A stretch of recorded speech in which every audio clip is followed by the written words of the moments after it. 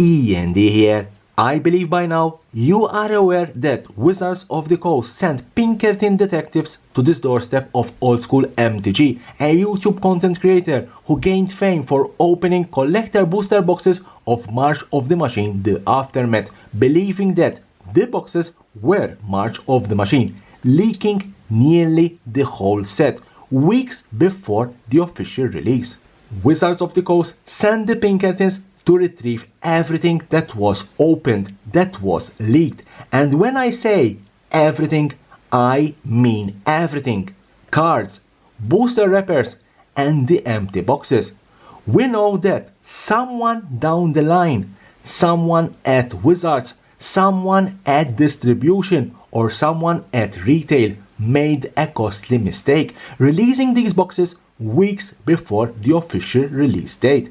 Eventually, these boxes ended up in the hands of old school MTG, and they cracked them on camera. At this stage, I want to do a small pause here, because no doubt that the majority of us would have done the same if they ever received a product of a set not yet released. It's too tempting. Surely I would crack it on camera.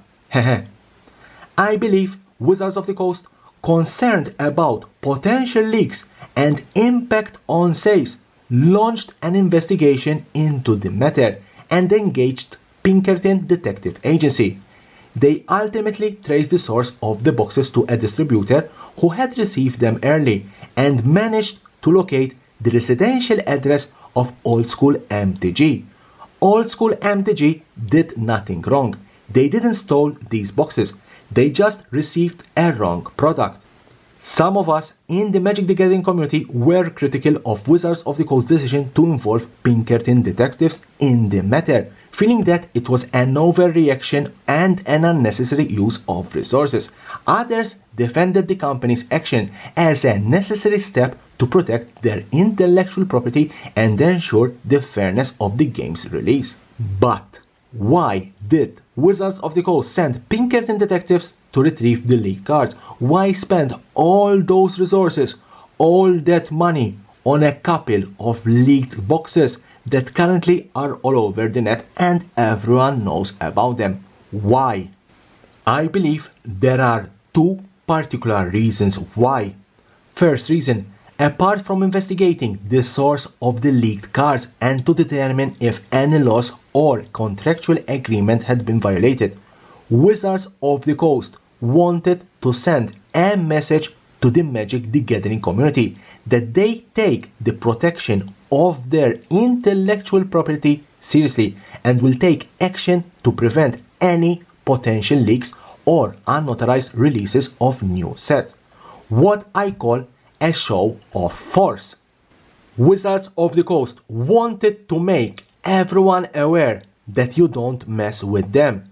If you don't comply with their policies, with their rules, with their contracts, they are going to take actions, serious actions, and they are going to eventually find what you did.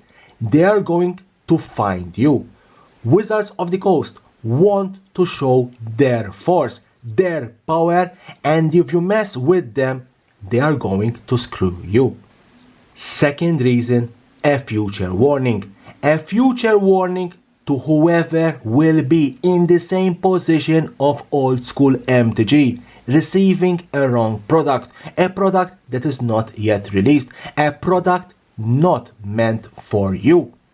A warning to all of us not to ever try to crack and leak cards of sets not yet released, if by mistake these end up in your hands, or else there will be serious consequences.